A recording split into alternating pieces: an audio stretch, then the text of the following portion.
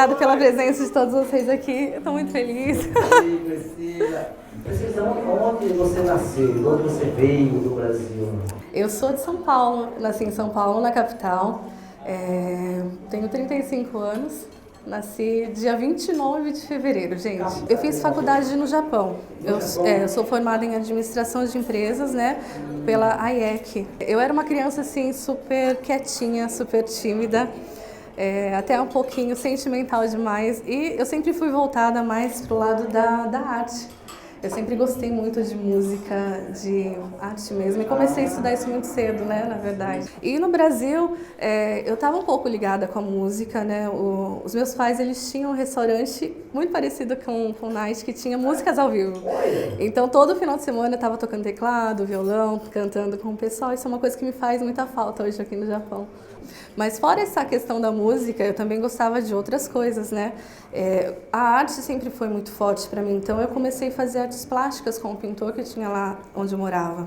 Então, por 4 anos eu estudei com ele artes plásticas e fazia quadros a óleo, né? E com 14 anos eu vendi meu primeiro quadro. Foi o meu primeiro passo, né, no empreendedorismo, que meus pais já me encaminharam para isso mesmo.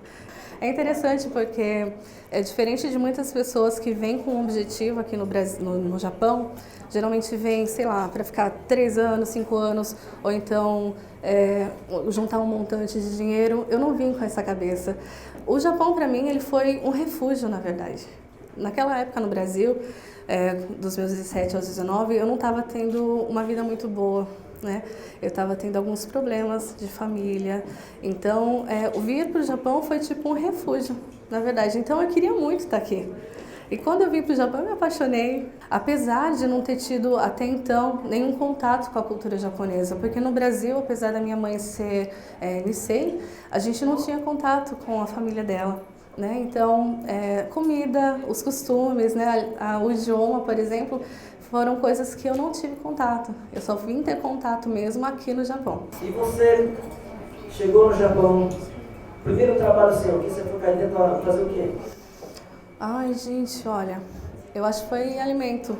Fábrica de alimento? Alimento. Tempo olhar, daí pra lá? Correria, né? Mas assim, eu não tive tanta dificuldade, eu acho, no trabalho. O trabalho em si aqui no Japão é super fácil. Eu acho que as relações interpessoais, né, que são mais difíceis. E o que eu mais tive dificuldade foram com as pessoas, realmente, né? Porque, na verdade, eu, com 19, 20 anos, eu era uma pessoa super séria. Eu era muito diferente do que eu sou hoje. Super introvertida, não dava muita liberdade, né, para as pessoas se aproximarem de mim. E isso me atrapalhou bastante. Eu já morei em vários estados aqui do Japão no começo, sempre mudando de emprego, né? E eu só fui parar de verdade em Yamanashi quando eu conheci um rapaz. Cadê esse rapaz? Tá ali. Quando eu conheci aquele rapaz. E quando eu conheci ele, a gente meio que firmou raízes, então, no mesmo local. O teu atual trabalho hoje não é o teu primeiro negócio, certo? Não. Eu já atuei em outras áreas, já tentei muitas coisas, até encontrar o que eu realmente gostava de fazer. Eu lembro que até durante esses anos que porque eu morei muito tempo em Nagano, né?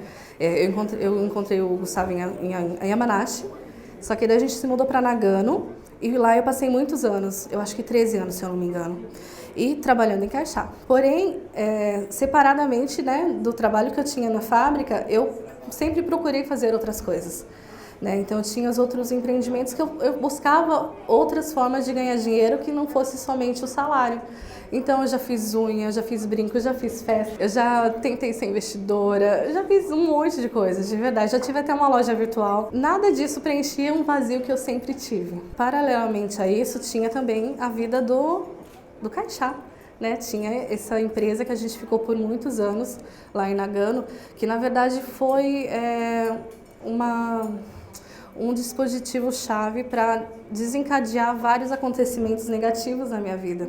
E o câncer foi um deles, né? Eu estava lá em Nagano num ambiente muito tóxico. Dentro do ambiente de trabalho, a gente tinha várias pessoas que não eram legais. A empresa em si também tinha muita briga de poder dentro dela. O ambiente era negativo e eu deixei me levar por isso. Então eu virei uma pessoa negativa também, né? Eu era uma pessoa que eu não achava que eu era merecedora de nada, que eu não era autossuficiente, muitos pensamentos negativos, né? Muito diferente do que eu sou hoje em dia. Então, assim, aquele local, na verdade, ele foi um ponto final. Foi até aquele limite. Foi ali que eu tive a oportunidade de mudar de vida, ou senão eu estava morta, porque o câncer que eu tive foi bem agressivo. Eu tinha 29 anos e o câncer que eu tive, ele foi totalmente emocional, gente. Ele foi de acúmulo de muita coisa negativa de muitos anos. E isso é uma coisa que eu prego muito hoje, a gente ter a saúde mental, que é muito importante. Eu estava muito intoxicada com tudo aquilo que eu estava vivendo e tudo aquilo que eu deixei, na verdade, né? Nós somos responsáveis pelo que acontece na nossa vida e eu realmente fui responsável por aquilo. Eu sabia que eu estava num ambiente tóxico, eu sabia de tudo que eu tinha que sair dali e mesmo assim eu continuei no mesmo local. Na época, uns anos atrás, a gente tinha passado pela crise, vocês se lembram, né? Então, quando a gente conseguiu emprego depois, era muito difícil você sair para empreender, porque se tivesse outra crise, era um medo que a gente tinha, né? Então, a gente continuava no mesmo local simplesmente pelo medo de sair, de não ter outra coisa para fazer. Qual foi o momento que você descobriu que era o momento de você deixar a fábrica e priorizar o seu negócio? Bom, na verdade, eu só parei de trabalhar porque eu fiquei doente. Eu senti um caroço no peito, eu tive câncer de mama, para quem não sabe, e eu senti um caroço. Esse caroço, ele era grande, ele não era pequenininho como a gente tem normalmente no seio. Fui fazer o exame e constatou que eu estava com câncer maligno. O meu câncer eu descobri no estágio 1, muito rápido, né? Tipo, dava para curar muito rápido, era só fazer uma cirurgia e tirar. Porém, por intervenção médica, ele me disse, não faça nada, espere 6 meses que esse câncer não vai crescer. E eu falei para ele, não, eu quero fazer alguma coisa, vamos fazer quimioterapia. Ele, não é para fazer aqui no Japão, não faz. Liguei para minha mãe no Brasil, ela falou assim, não, vem para cá. Daí falou com os médicos no Brasil e eles me disseram o seguinte, o Japão ele tem muita tecnologia, então fica aí. E eu fiquei. Só que assim, aconteceu uma coisa muito grave, porque o meu câncer era tão agressivo que em um mês ele passou do o estágio 1 para o estágio 3. E são 4 estágios de câncer, né? O 4º é terminal. Então, se eu esperasse mais um mês, talvez eu não estivesse aqui. Talvez eu teria morrido de câncer de mama estágio 4. Trocaram o médico, botaram uma médica no lugar, levaram isso embora. E quando ela viu o meu exame, ela falou assim, não, vamos marcar logo essa cirurgia. E marcou a minha cirurgia para março, né? Quando eu fiz 30 anos. Tirei tudo, só que daí foi muito mais grave, porque o câncer tinha se espalhado. Ele espalhou para o braço, hoje eu tenho, né, uma sequela do câncer, mas tudo bem, sou curada hoje, que se importa. Só que foi muito mais grave por essa questão do médico. Eu poderia ter sido operada muito antes, teria só tirado o tumor, não tirado o seio todo, não ter afetado o braço. Então isso é uma coisa que eu vou ter que conviver realmente pro resto da vida, mas eu estou super de boa com isso porque minha vida é o mais importante, na verdade. Eu tenho certeza absoluta que eu ganhei uma nova vida. Não é que ela mudou, eu ganhei uma vida nova, gente, de verdade.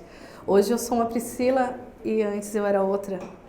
Não que a minha personalidade mudou, não é isso, mas a forma com que eu enxergo a vida, a forma com que eu vivo hoje é baseado na experiência que eu tive com câncer. Então, quando eu tive câncer, eu fiz todos os tratamentos, eu fiz quimioterapia, fiz radioterapia, foram assim, acho que uns anos, né, aí tratando disso. E por 2 anos eu tive que ficar em casa, cuidando de mim, só que nesse momento eu não estava cuidando somente do meu físico, eu estava cuidando também da minha saúde mental, porque ali eu descobri que eu precisava mudar minha mente.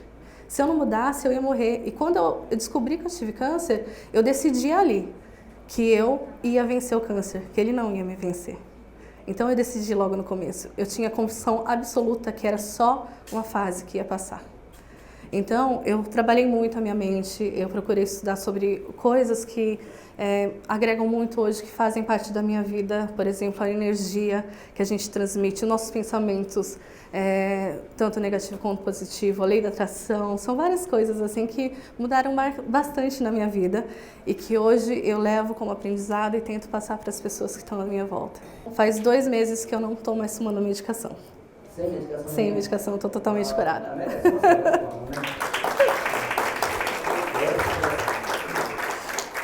Quando eu ainda trabalhava no Caixá, antes de descobrir que tinha câncer, eu comecei com o design de sobrancelhas. Né? Primeiramente, minhas amigas me pediam para fazer a sobrancelha delas, porque via a minha e gostava. Quem fez para você? Fui eu, então faz para mim. E eu comecei fazendo de graça, depois comecei cobrando Gorria Quen, depois foi para 3.000 ienes, foi aumentando o negócio, quando a forma foi ficando boa. Até chegar na parte da micropigmentação, que foi minha cunhada, lá do Brasil, ela me mandou uma foto de uma sobrancelha fio a fio, que eram feitas na Europa. Tinha acabado de lançar essa técnica, né? E quando eu vi aquilo, eu me apaixonei por aquele negócio, eu falei, meu Deus, eu tenho que fazer isso. Fui caçar curso, fui fazer um monte de coisa, não tinha dinheiro, emprestei cartão de crédito de amiga para poder fazer o meu primeiro curso. E graças a Deus, hoje em dia eu sou especializada em várias técnicas, domino várias técnicas de micropigmentação, tanto de sobrancelha, olho e boca, e vou montar minha escola, minha academia de micropigmentação para poder passar isso para as meninas também. Todos os cursos que eu fiz foi no Japão. Porém, o mais principal, que é o da Fibral, é uma escola que ela é da Europa, da Sérvia. Eles vieram para o Japão para dar aula para japonês, não era nem para brasileiro nem nada. E eu mandei mensagens, quis entrar no curso, eles falaram, olha, vai ser em japonês, você sabe japonês? Mas meu japonês não é tão avançado assim, né? Não é para tanto. Eles eram Da Sérvia. Só que daí a professora falava inglês, eu falei assim, se você quiser tentar, pode tentar, e deu tudo certo. Existe muitas concorrências dentro desse mercado que você trabalha? A concorrência está na nossa cabeça. Eu não sou concorrente de ninguém. Eu trabalho para mim. Eu sou melhor para mim. Você pretende ficar no Japão o resto da vida agora? Constituir família, criar raízes aqui? Nossa, essa sim é uma pergunta difícil para mim, ainda não sei. Não defini. Eu tenho muitas coisas que eu quero conquistar na minha vida e onde o caminho for percorrendo eu vou seguir. Empoderamento para a mulher. Você acha que a mulher precisa de empoderamento? Não, mulher não precisa porque ela já é poderosa. A gente já tem. O que você aconselharia para essas pessoas que estão hoje, mulheres, né, que não precisam de empoderamento nenhum, já tem, mas querem abrir o negócio, querem a sua independência, né? Uhum. Hoje você tem sua independência, né? Talvez você não tenha independência financeira, mas hoje você é dona do seu horário, você é dona da sua vida, você vai onde você quer, você marca, agenda quando você quiser. Se você não quiser agenda, vou dormir amanhã o dia inteiro. Eu sei, dormir, né? Sim. Só que a vida da maioria das pessoas, ela é controlada pelo patrão dela. Meu cartão vai dentro, ela que sai. Então, o que você aconselharia para essa pessoa que deseja mudar de vida? Sim. Bom, nesse caminho que eu percorri até aqui, eu percebi 3 sacadas. 3 sacadas que fizeram com que eu tivesse sucesso, né, profissional. Uma delas, acho que uma das mais importantes, é jogar o lixo fora. Esse lixo emocional que a gente carrega dentro da gente, da infância, de traumas, de coisas negativas. É muito importante você limpar sua alma, limpar sua mente, de todo esse lixo que a gente acumula. A segunda sacada que eu tive foi fazer tudo que eu faço com amor. E fazer aquilo que gosta, é isso. Fazer aquilo que gosta. E buscar, na verdade, encontrar alguma coisa que você ama fazer. Porque quando você ama o que você faz, você se dedica, né? Então, amando aquilo vai dar certo de alguma forma, mais cedo ou mais tarde. Amando o que faz. E a terceira sacada seria: estudem, se preparem, sejam especialistas na sua área, tente ser o melhor, não concorrendo contra as pessoas, mas para você mesmo. Juntando essas 3 coisas, é uma chave para você ter sucesso. Eu fiquei plus size depois que eu fiquei doente. Antes disso eu tinha um peso normal, sempre tive. Só que é o seguinte, eu Não me importa com a opinião das pessoas, principalmente se elas forem negativas. Eu sou feliz do jeito que eu sou linda do meu jeito e eu acho que a única dificuldade é a gente mesmo se aceitar. Depois que você se aceita, o mundo aceita você também. Antes de eu ficar doente, eu tinha outra vida, eu era outra pessoa. E se eu não tivesse passado por isso, eu não seria a pessoa que eu sou hoje. Então, eu sou muito grata por ter tido aquele câncer naquela época que me fez aprender muito, me fez aprender a ser gente, a gostar de mim mesma, a dar valor na minha vida. Eu sempre tenho como base tudo que eu passei para saber que eu estou no lugar que eu deveria estar. E hoje, com certeza, eu tenho muitos sonhos ainda, muitos sonhos. Então, eu descobri que eu mereço. Eu sou merecedora dessas coisas e todo mundo deve acreditar nisso, que merece uma coisa melhor do que tem hoje, que pode sim conquistar sonhos maiores. O final disso tudo é a sua felicidade. Se você está feliz fazendo o que faz, isso vale a pena por tudo. O Gustavo, ele na verdade a gente se encontrou quando eu tinha 22 anos e ele mudou minha vida já desde o começo. Eu era uma pessoa super séria, super assim, fechada e a minha mudança começou ali com ele. Ele me transformou numa pessoa mais alegre, mais receptiva, vamos dizer assim. E quando eu fiquei doente, ele foi a minha base. Se hoje eu sou o que eu sou, não é só por meu crédito, né? Ele também fez muito por mim. Não só cuidando de mim, não só sendo parceiro, mas hoje acreditando nos meus sonhos e me ajudando a conquistar tudo que eu conquistei até hoje. Conversei com a Priscila Cadihara mais uma vez. Obrigada, pessoal!